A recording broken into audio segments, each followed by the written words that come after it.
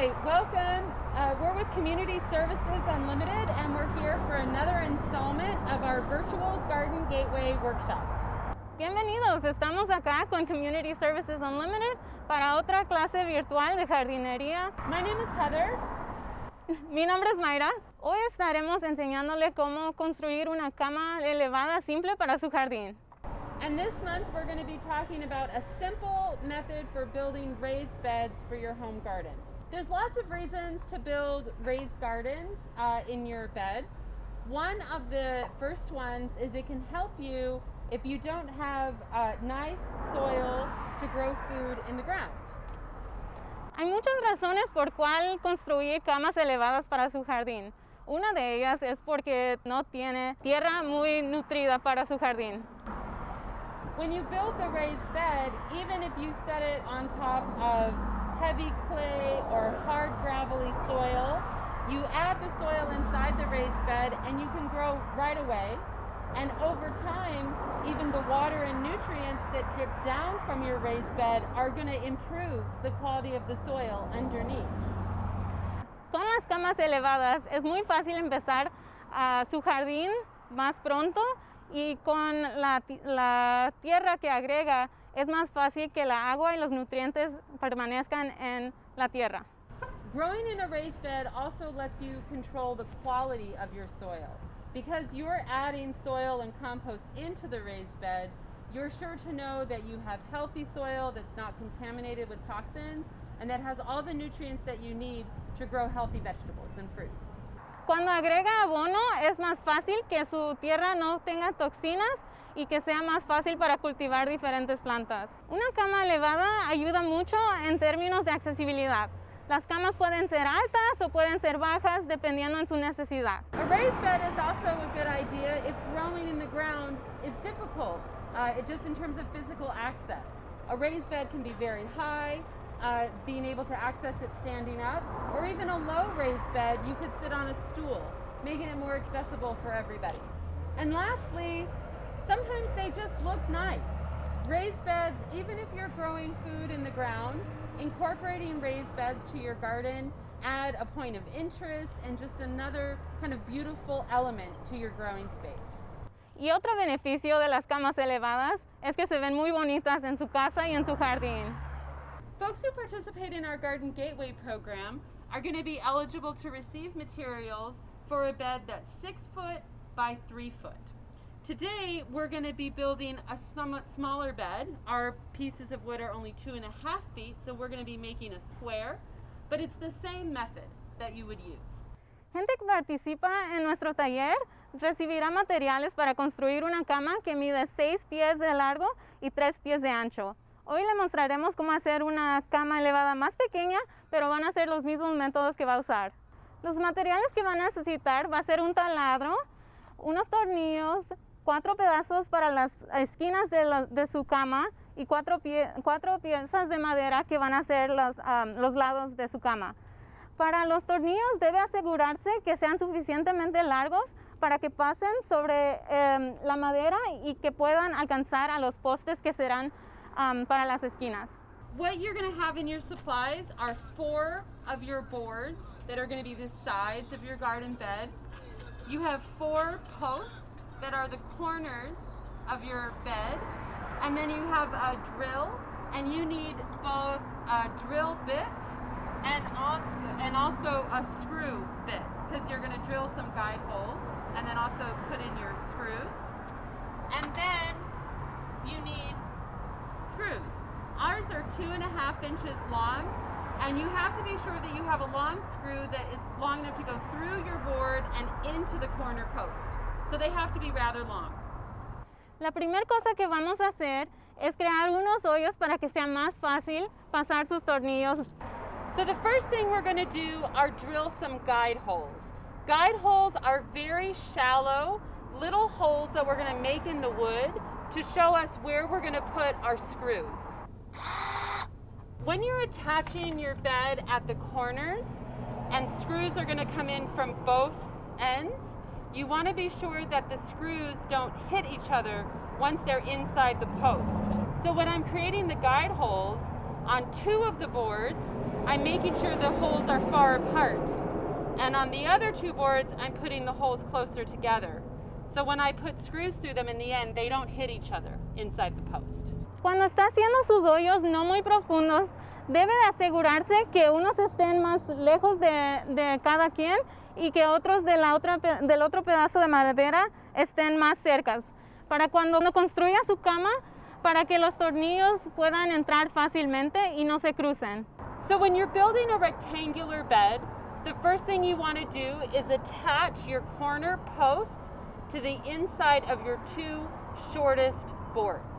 El primer paso que va a hacer cuando esté construyendo su cama es conectar los dos lados más cortos. You want to line them up as straight as possible, right at the edge. And you want to start thinking about what part of your bed is going to be the top that everyone sees, and what part might be the bottom that's on the ground that folks don't see. Since I want this to be my top, I'm going to make sure that it's lined up really nice. And then any parts of the wood that aren't pretty or aren't lined up are at the bottom, which folks won't see because it'll be on the ground. Cuando esté construyendo su cama es importante pensar qué lado o de qué forma la gente lo va a observar.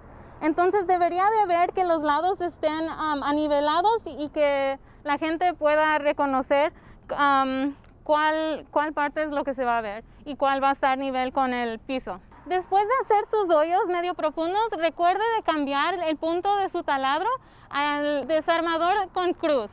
Y es importante que haga esto de segura forma, removiendo la batería de su taladro. So I'm going to change my drill bit. I put the drill on lock so it doesn't move. The safest thing to actually do is take off your battery so it absolutely won't move on you. Loosen it up, take out my drill bit, put in my Phillips head screw bit. I'm going to set the screw in the guide hole that I created.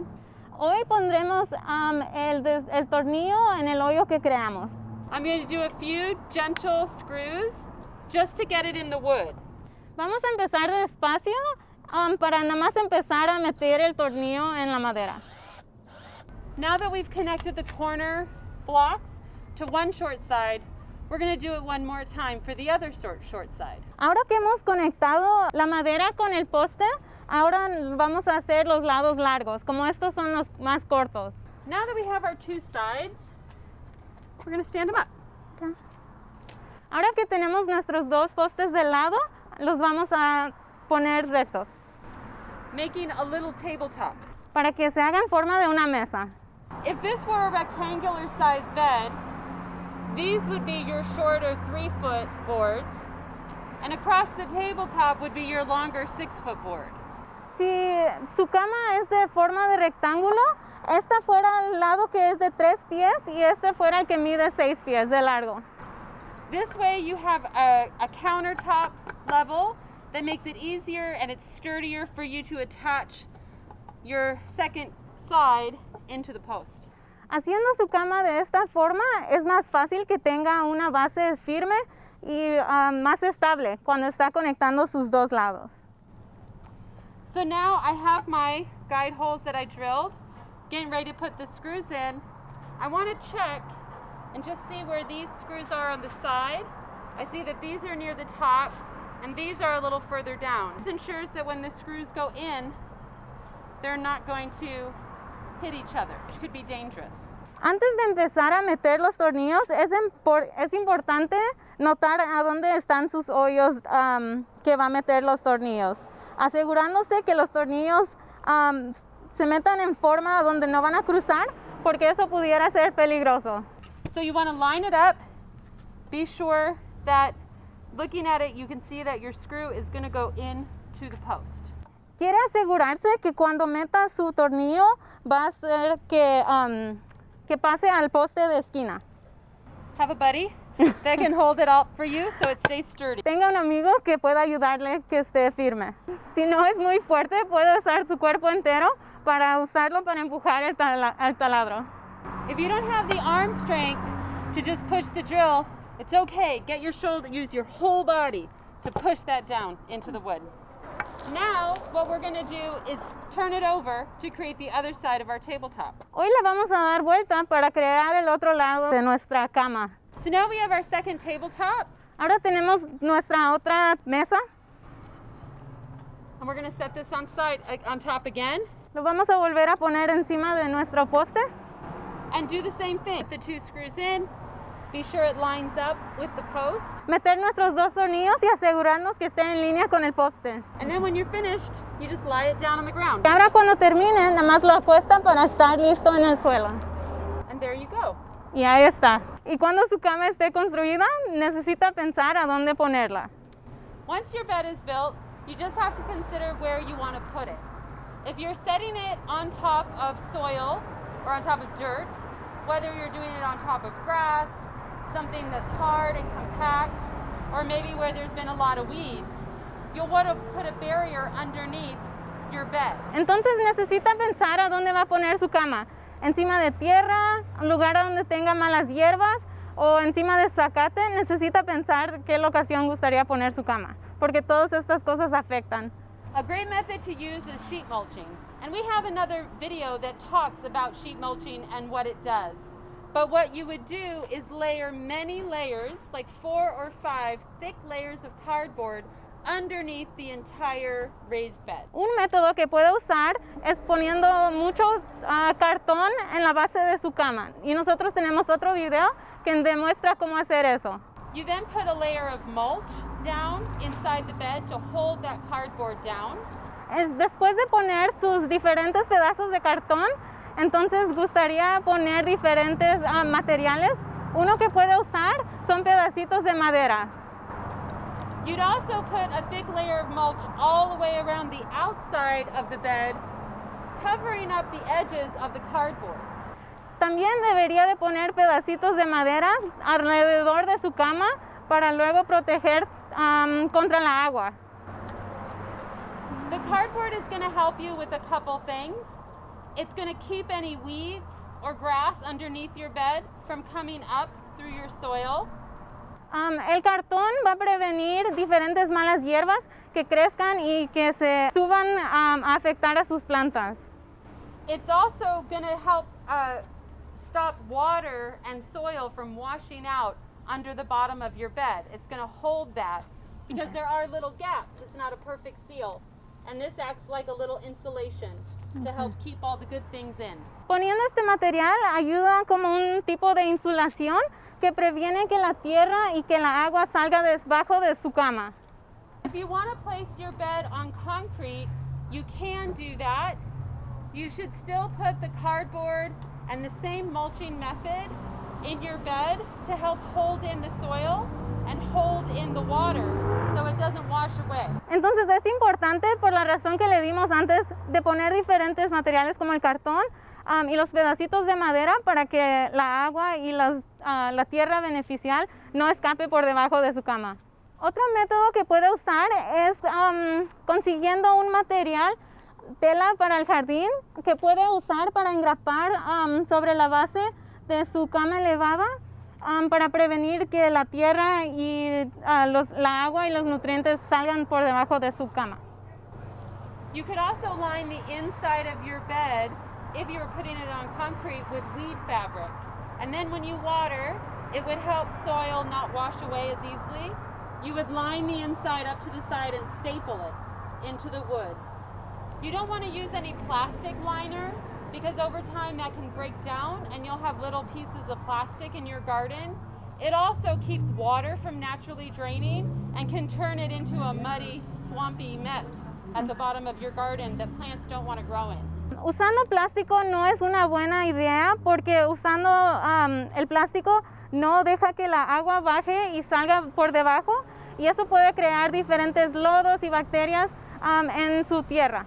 Thank you so much for watching. If you want to learn more about the Garden Gateway program, visit our website, csuinc.org. You can also follow us on social media at csuinc. Gracias por ver nuestro video. Si vive en Sur Centro, por favor sigue nuestra página. Nos puede visitar en línea en nuestro sitio que es csuinc.org. O también puede ver nuestros otros videos acá en YouTube o en nuestras redes sociales, @CSUINC. And if you live in South Central or South LA and you're interested in receiving free materials for your gardening at home, register on our website to be a Garden Gateway participant. Si quieres ser participante de nuestras clases de jardinería, visite nuestro sitio y si vive acá en Sur Centro, regístrese para recibir materiales gratis. Thank you so much. Stay healthy. Happy gardening. Muchas gracias. Estén saludables y feliz